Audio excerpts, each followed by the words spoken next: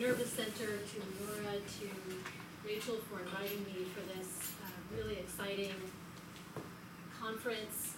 I also want to take just a moment to thank my colleague and mentor, Michael Baser, who could not be here with us in person, but is surely here in spirit, and I hope that I can do him justice. So I was asked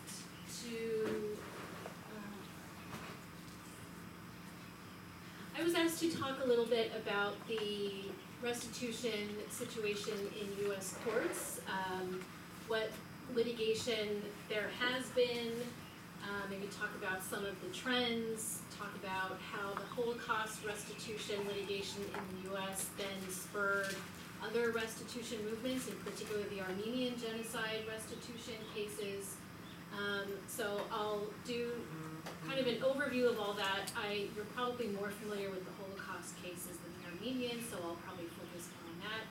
And then talk a little bit about the status of some of the current cases, some of the issues that are ripe for potentially review by the Supreme Court, and kind of what we see now coming out of the last 20 years or so of this restitution movement, and what it might mean for victim and survivor groups. Oh, right. So, perfect. So this really, I just wanted to categorize for you. There have been so many different types of restitution cases filed in United States courts. Holocaust restitution cases, of course, starting in the 1990s. There are a number of bank cases, as you probably know, a number of slave labor cases against multiple corporations, insurance cases, the looted art cases, real property cases, personal property cases, and a number of railway cases. So there's been really a very wide range of types of property that have been, about which claims have been made in U.S. courts. I wanted to focus a little bit specifically on the art restitution cases, and there have been many more filed than these, but these are four of kind of the biggies, if you will, that established a lot of the issues that we see coming up over and over again in the cases, and have sort of pushed and pulled the courts in various ways. So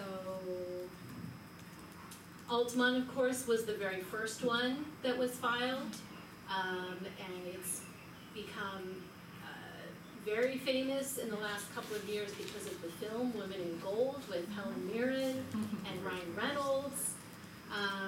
So this one really, we see one of the enduring themes of these cases really is you have very typically foreign sovereigns or foreign sovereign agencies or instrumentalities, maybe a state-owned museum or a university.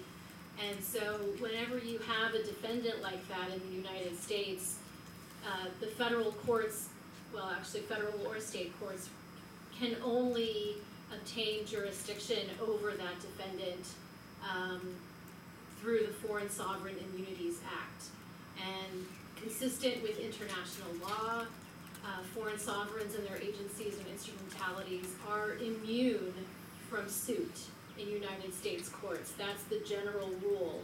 The FSIA then sets out a number of, a small number of delineated exceptions to immunity, and if one of those exceptions is met, then the foreign sovereign is subject to jurisdiction in U.S. courts.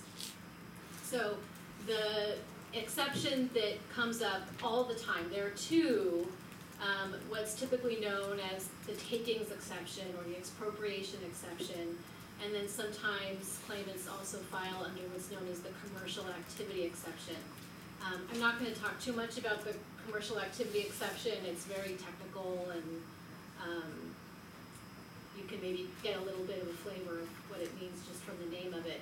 The takings exception really is the one that gets very heavily litigated, and in particular, one particular clause of it, which is the statute says that the foreign sovereign is not immune when rights in property are at issue, and the taking is quote, in violation of international law. So the statute explicitly requires courts to determine whether the taking violated international law. And then of course in the Edmond case, which went up to the Supreme Court in 2004, the FSIA was passed in 1976. The Supreme Court held that it has retroactive application. So takings that occurred even prior to 1976 can be the subject of an FSIA claim. So the next sort of big art case that was filed is Safra.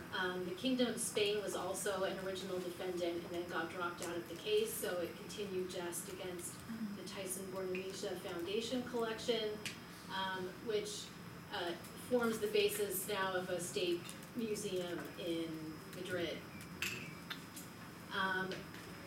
So this case, I really want to kind of focus more talking about the Holocaust restitution cases. They're all looted art cases. So I really want to talk a little more about some of the legal developments, because you'll see as I go through the cases a couple of abiding themes. One is that these cases tend to take many, many, many years to wend their way through the courts. They are constantly going up and down on appeal. They start in the district court, which is the first instance level, and then you can see here there were no fewer than 3 different appeals. The first appeal was in 2010, and it was on foreign sovereign immunity. And the issue here in this case was whether the defendant state, here being the Kingdom of Spain, said, well, look, we're not the state that took the painting, we're not the people that expropriated the painting, so we really shouldn't be subject to suit. And the court said, no, that's not correct, you can still be subject. The next appeal came in 2013, and it was relating to the constitutionality of a statute passed by the California legislature, really very specifically in response to these the Holocaust art restitution cases. And I'll talk a little bit more about that, but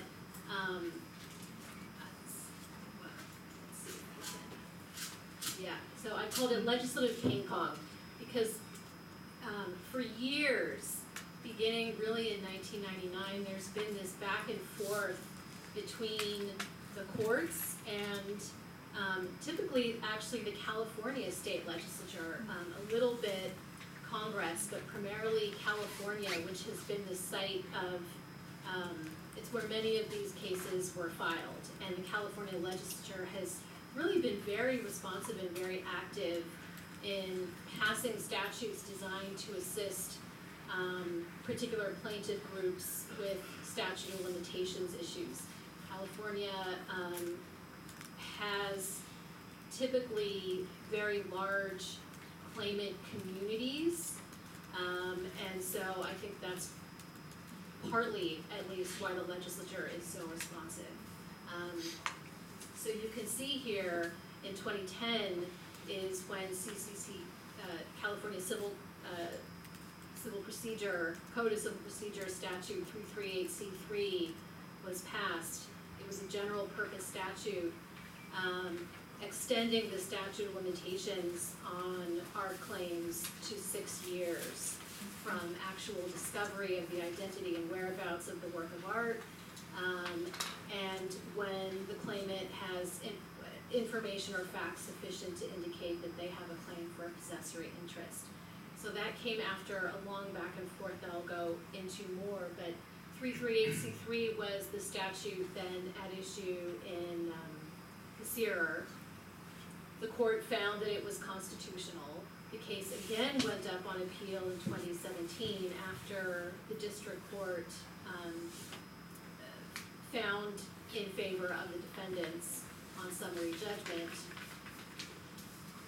Last year, 2018, there was a very short bench trial. I attended the trial downtown in the federal courthouse in Los Angeles. It lasted for all of about 3 hours and really just consisted of cross-examination of some experts. And then this year, the judge issued his judgment, unfortunately holding on the merits that the foundation and Spain, under Spanish law, had acquired lawful title. He did, in one of the very last paragraphs of his ruling, state that for probably the first and only time in the history of this entire case, which had lasted for almost 15 years, indicated that he felt that these defendants really had some kind of moral obligation, as he said, a moral commitment under the Washington Principles and the Terezin Declaration to restitute these paintings, and he was dismayed that they had failed to live up to that moral commitment, but he said he couldn't find that they had any legal commitment. So it's a very clear instance of, sort of hortatory obligations, but really nothing that could be considered legally binding. Okay. The next big art case was Funsky v. Morton Simon Museum, also a very well-known case. This one also, you can see, went up and down on appeal multiple times. It was 3 times at the Intermediate Federal Appellate Court.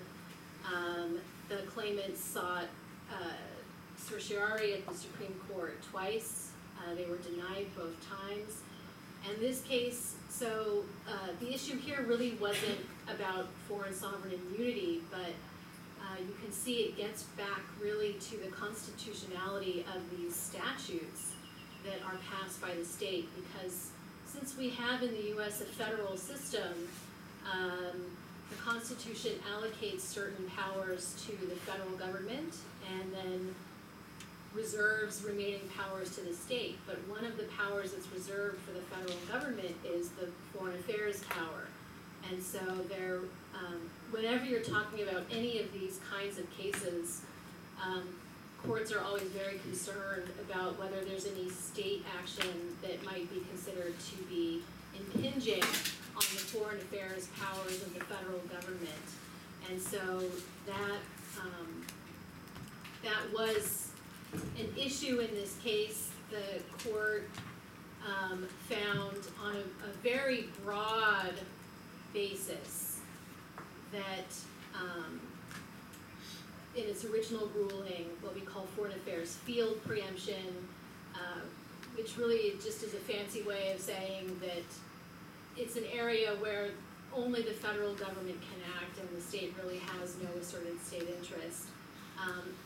That was to knock out this original statute, CCP 354.3, that California had first passed, that was specifically for Holocaust victims and art restitution. And the court said, no, sorry, you can't do that. That's California intruding on foreign affairs. And so it was after that that the legislature came along and passed 338C3, which I mentioned earlier, and we'll get to it again, which is an art, it extends the statute of limitations on art recovery claims, but it's a statute of general application. It doesn't mention anything about Holocaust victims or any other particular claimant group. And so because it's neutral on its face, the courts were willing to say, to let it stand.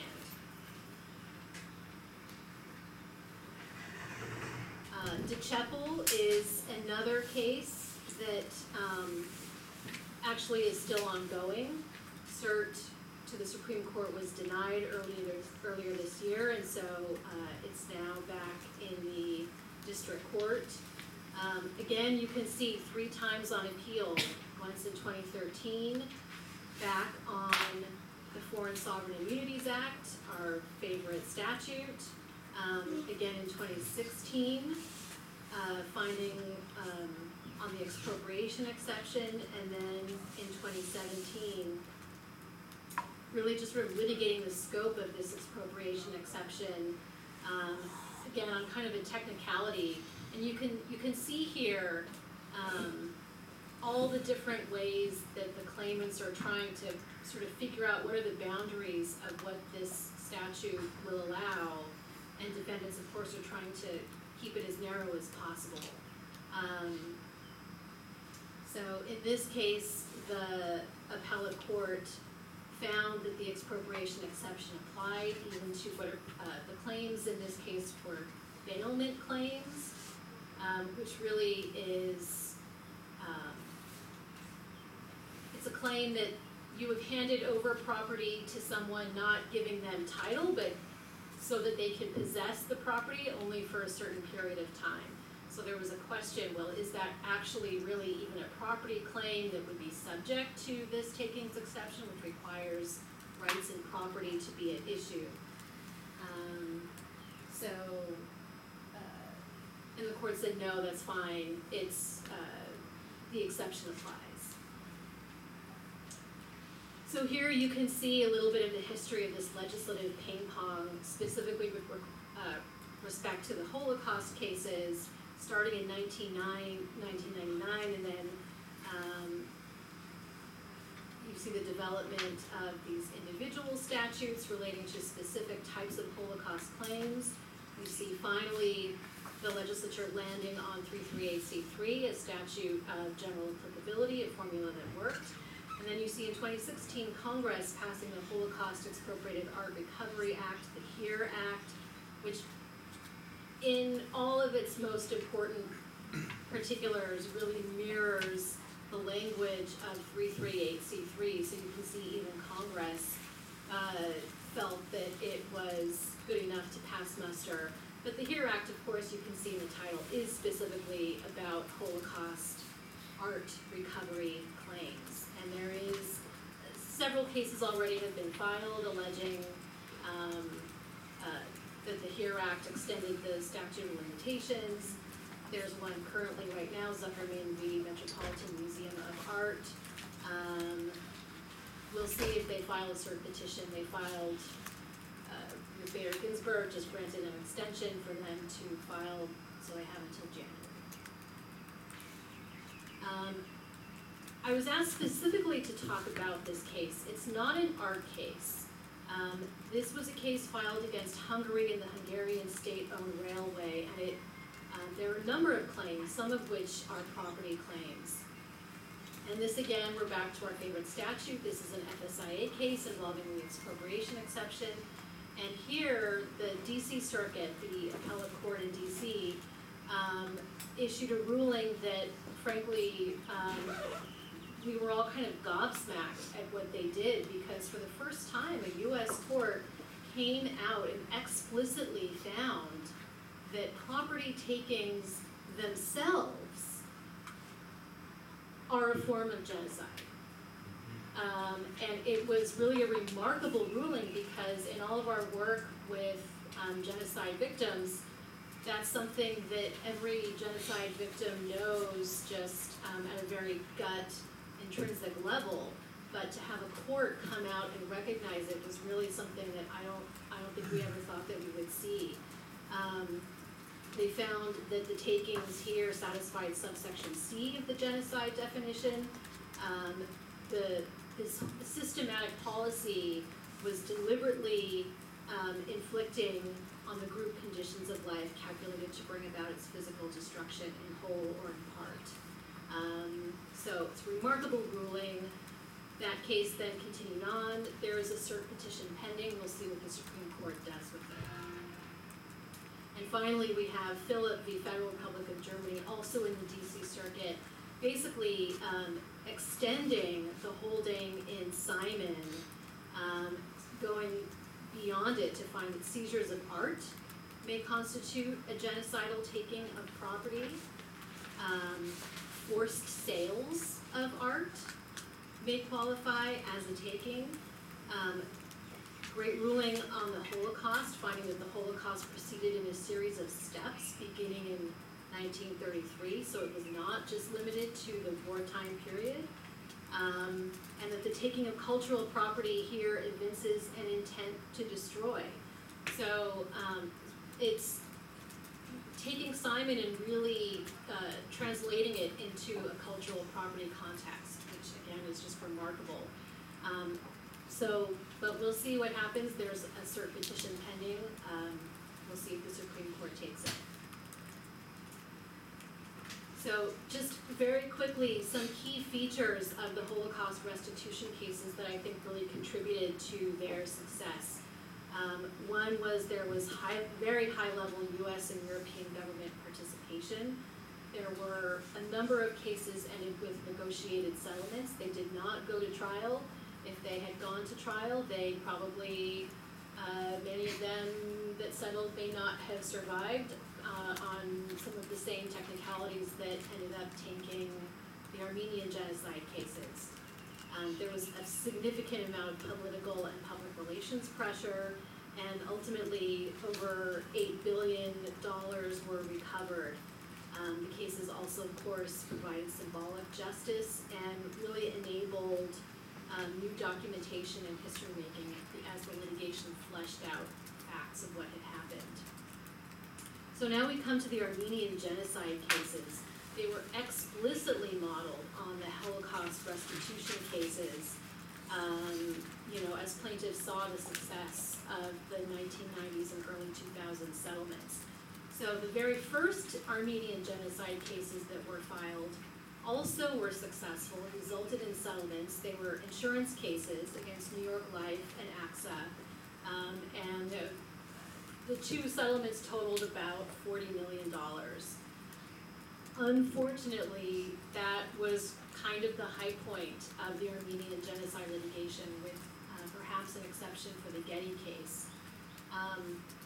There was again some more legislative ping pong in the California legislature. They passed two special statutes, both of which explicitly use the phrase Armenian genocide victim, and that really is what gave the court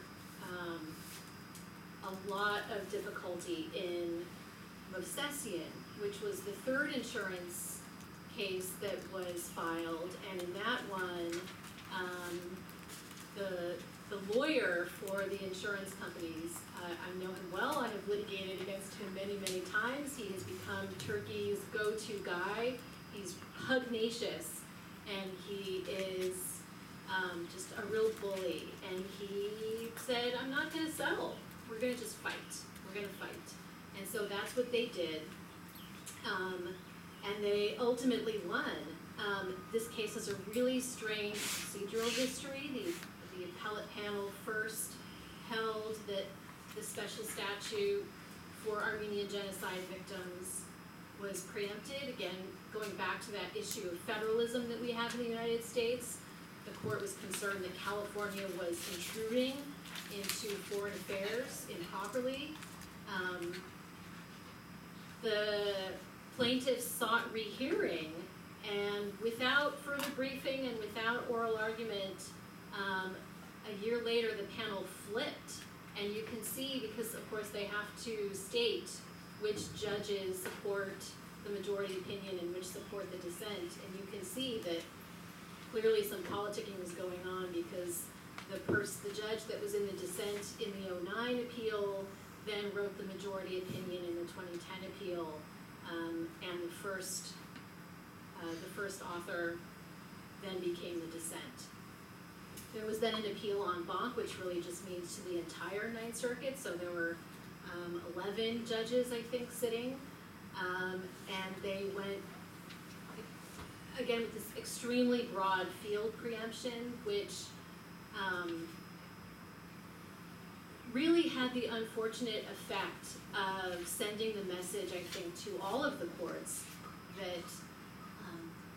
that Armenian genocide cases don't belong in U.S. courts, because the objection was to the phrase Armenian genocide victim, and the specific objection was that in order to find that a claimant met that part of the statutory definition, a court would necessarily have to inquire into Turkey's actions, and to do so would be an unlawful exercise of the foreign affairs based on a state statute.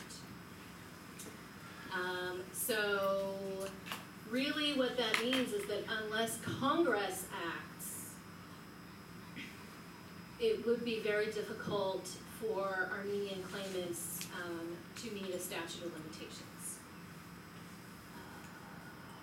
I'm totally running out of time, so let me just run through these cases. There was a bank case. That one also was dismissed on statute of limitations.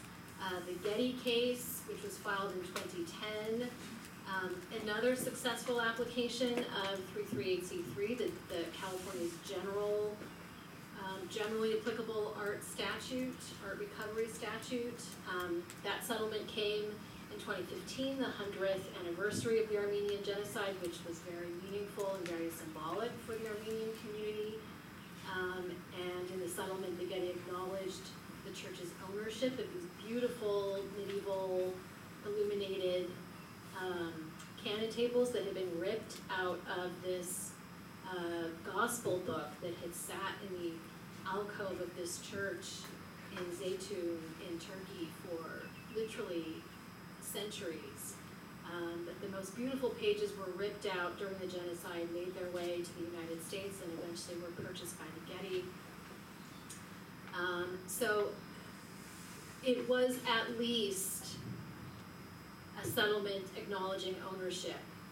It is certainly a controversial settlement because the main manuscript, the pages, those 8 pages are at the Getty Museum in Los Angeles. The rest of the manuscript ultimately was rescued and made its way to the Armenian National Museum in Yerevan, the Matenadaran, which is where the Matenadaran houses a lot of Armenian manuscripts. So it has divided the community a little bit, but I think it's still a lot of progress in Armenian cases and in holding a museum's feet to the fire. Claims for compensation for real property wrongfully taken, another big FSIA case that had another crazy way through procedurally through the courts, finally was just dismissed earlier this year as well. And you can see big differences with the Holocaust restitution cases. No government participation. In fact, as we all know, Turkey is very strongly denies the genocide, and I think you really can't discount the fact that Turkey is a very strong NATO ally. NATO uses air bases. In fact, one of the claimants in this case still has the original deeds to the property on which that air base is located. So it's pretty ironic, but so no compensation for real property. Those cases have been dismissed. And really, there has not been very much filed in U.S. courts by other victim groups. There is a Herrero case there were some filed several years ago that were dismissed. Just recently, another one was filed, and the primary goal of that case really is to try to get claimants groups, plaintiffs groups, a seat at the negotiating table, because Germany and Namibia right now are in negotiations to try to come to some sort of settlement. But the actual claimants are locked out of that settlement. And then finally, just really quickly, there is a Sudanese case. It's a fascinating case against, and this is one that I worked on as well when I was in private practice, against the French investment bank, BNP Paribas. It's kind kind of a long story, but the bank admitted criminal liability in intentionally violating U.S. sanctions on Sudan, really, frankly, just in order to make a buck. And so they pled guilty to criminal violations in the Southern District of New York and in New York State, and I'm so sorry. And so this was kind of essentially a follow-on civil suit. So I'm wrapping up. Where do we go from here? So we'll see what the Supreme Court does with the cert petitions in Simon or Philip. Are they interested in clarifying the scope of the FSIA expropriation exception, or are they happy to just keep allowing the intermediate appellate courts to kind of sort all of this out? Following the big losses in Funsky and Kassir, both of which had lasted for many, many, many years, and the plaintiffs' lawyers work on contingency, so they made no money, is that going to persuade other plaintiffs' lawyers from taking these kinds of cases? Legislative action at the federal level, extremely unlikely for Armenians. We did have, just in the last couple of weeks, the House passed a resolution recognizing the Armenian genocide, but it's not going to go anywhere in the Senate, and it's certainly a far cry from any type of legislation. So that really begs the question, in U.S. courts, does one rule apply for the Holocaust and another for everybody else? And I'll tell you, at the oral argument for Macaulay in the real property case, the judges pretty much acknowledged that was one of the implications if they affirmed the ruling in favor of the defendants. So they're, I think, very well aware of this issue. And then I think just looking back at, again, at Kassir, and even at the Getty case, right? You can see museums just are not feeling pressure to restitute this art. They just are not. And so it really begs the question of whether the Washington Principles and the Teresa Declaration, how effective are they really without any kind of actual state obligation, without any kind of effective continuing monitoring mechanism. There's nobody around to make sure that states and these museums do what they are supposed to do, what they said they would do, what they said they want to do, but they don't actually do in practice. Thank you. Thank you. Welcome here. We have 25 minutes for questions. We have on the table now two kinds of comparisons, the Holocaust and the Armenian cases, and the Holocaust and the post-colonial cases. And even though historically, usually we say there is no comparison, each case is very particular. Legally, when the law sets in, law is about generality.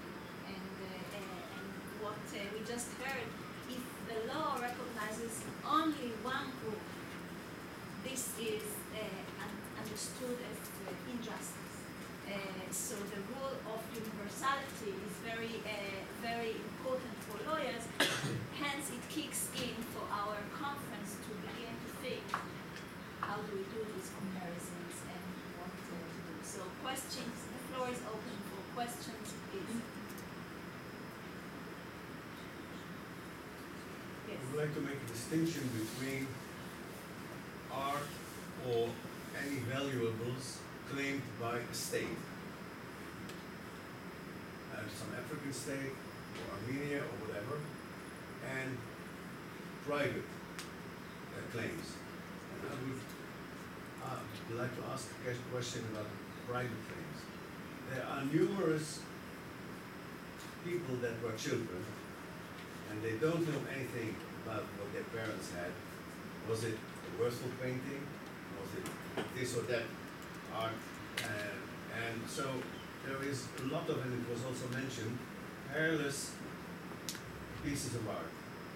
What will, whatever in the world, be going to do with this large part of pieces in museums, either exposed or in vaults, and nobody will come forward to claim it.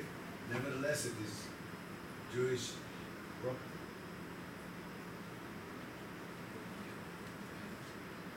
I think that was the topic of one of the topics of the first presentation by Mr. Avram Root. Yes, He yes. talked about this issue, Okay. and I think Do you but see I- direction? now what I see, as a more general, there's perhaps people in the room who know much more about it than I do, but what I see, and that was I think in the presentation also of Professor Bilski, there is some change in approach between the 40s and 50s and what happened from the 90s onwards. And the idea that heirless property is not necessarily owned by the state of the nationality of the person, but by another community. For example, the Jewish community, that has become a sort of new paradigm in the course of the 1990s. So there